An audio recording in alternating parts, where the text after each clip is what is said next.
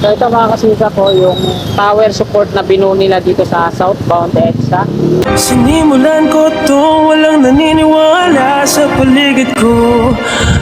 Ano? Ito po sa lahat, araw po ngayon ng Lunes, ika-16 na Pebrero taong 2026 at nandito tayo ngayon sa may concourse of North EDSA, southbound EDSA at mag-update tayo ngayong umaga nito mga kasisa dito po sa MRT7 turn back guideway. So, silipin lang natin kung ano na yung latest na progreso nila dito. Ayan. Dito pa lang kita na natin na unti-unti nang nabubuo yung tower support dito sa southbound EDSA. Yan sa unahan natin. Mamaya pag nandun na tayo, mag-exit tayo, galing tayo ng examiner, magkita natin na malapitan yan. Ayan yung Unified Grand Central, Paramount EDSA, West Avenue, kanan muna tayo dito. Tapos ikot tayo sa may examiner para makunan natin ang latest na update ngayon kung ano yung progress dito. So ito yung mga double columns. Hinahanda na nila sa taas, lalagyan nila ng mga bearing pad. Ganun din dun sa kabila.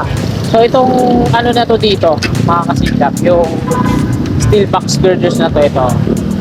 Lalagyan na nila ng ano parang lalagyan na ng kable. Parang ito ata yung una nilang i-install. Ayan o. Nadugtong na po ito. At match siya dito sa ano, sa taas. Ayan pa duman si Lolo sa ilalim. O, kasukat na siya dyan sa isang span, yung nauna. Yung nandito naman, hindi pa na-assemble to, no? Baka ito yung panggitna. Ayan, wala siyang ano kasi sampahan dito sa dulo-dulo. Kagaya nung nandun na dugtong na, meron siyang ano, yung isasalpak dun sa ano sa coping beam. Ganun din dito, mga bago lang to, di ba?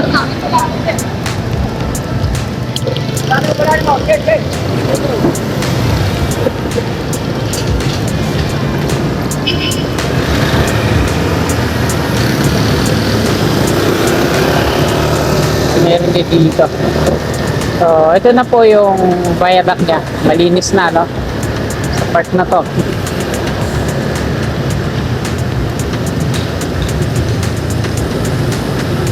So, dahil nga maaga pa, di pa gaano madaming mga workers na nakikita natin gumagawa dito.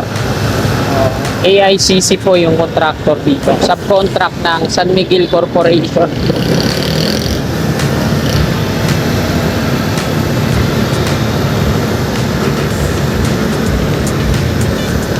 Yan. Itong malinis na viaduct na, meron na yung ano, pilas sa taas niya, sa mismong slab.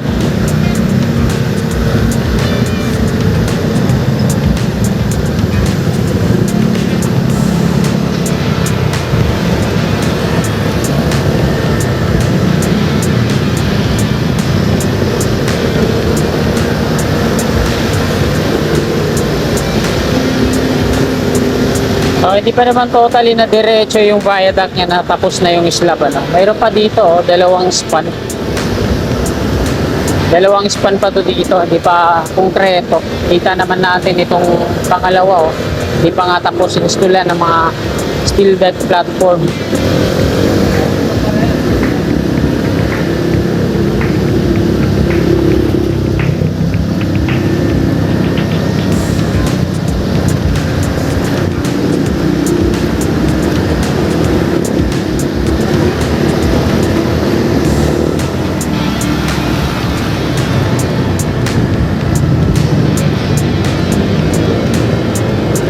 Dito na tayo sa may Baler Street.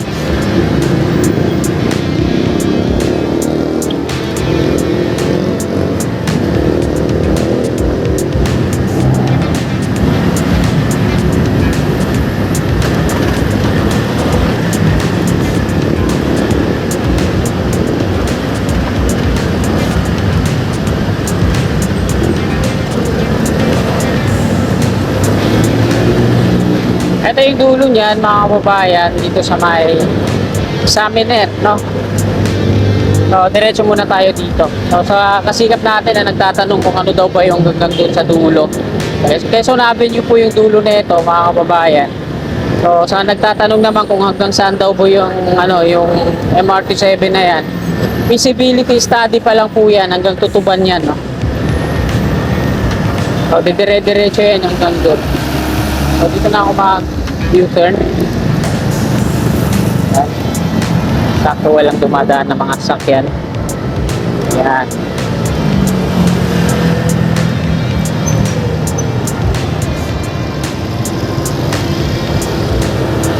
Okay, nakikita natin sa unahan natin, ayan po yung dulo ng, sa ngayon, ayan po yung dulo ng MRT7 turn back guideway patungo dito sa Examiner Street kung saan intersection yan dyan. Pakanan, West Triangle, no? Patungong ABCBN. So ito yun. Ayan. So ganyan po siya kataas, hindi siya basta-basta na may magtitrespass sa taas, yung akyat-akyat. Yan. Hindi ka makakakyat kung hindi ka gumamit ng fan lift niya. O di kaya yung hagdan, yung mga steel ladder na to na may kulay green na net. Kahit si yung umakyat ng Hotel 101 doon sa Taiwan, hirapan makaakyat yan dyan. Ay, hindi naman siguro. Depende. Kasi napakalalaki ng columns yan. Okay, eksperto naman yun siguro. Pag dito lang, mahirapan siya umakyat sa columns na yan kasi makinis at hindi niya magigrip. Wala din siyang paghahawakan, pagkakapitan, kaya mahirapan siya dyan.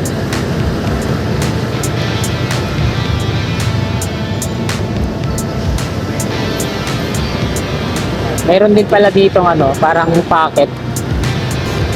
Ayan.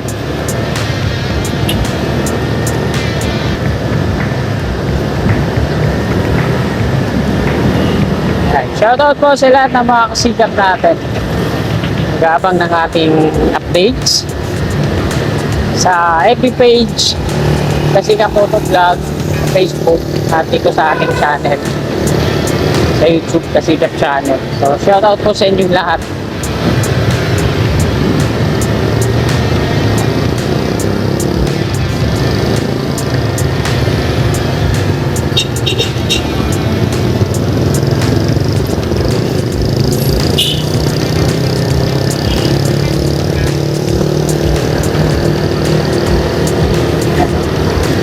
Ganda na, no?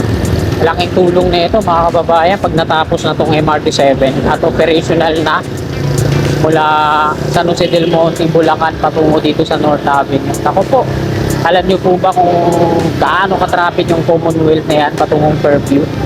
So, ang biyahe mong isang oras magiging ilang minuto na lang pag galing kang San Jose del Monte, Bulacan patungo dito. Ang laki ng tulong po nito para sa mga nakatira sa Bulacan na magtutungo dito. At dito nagtatrabaho sa Metro Manila. Ito mga kasikap po. Dito itasalpak yan. Ito yung steel box girders na to. Dugtong na po yan at pa-curve siya, no? So dalawa yan dyan kasi tigda-dalawa lang naman. Ito.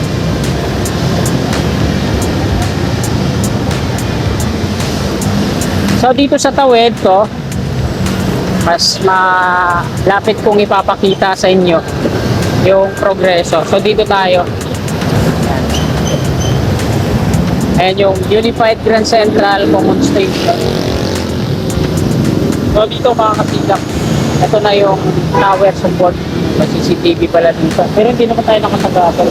Nakamadali tayo sa EDSA. Paikot pa naman yung CCTV nyo. So ito mga kasikap po, yung tower support na binuo nila dito sa southbound EDSA. Ito yung Unified Grand Central Common Station. Kaya hanggang dito na lang itong video na to. Maraming pong salamat sa inyong walang sawa at ng suporta. Magandang umaga po. Paleng naman po. God bless. Kulatan ko lahat ng mga blanco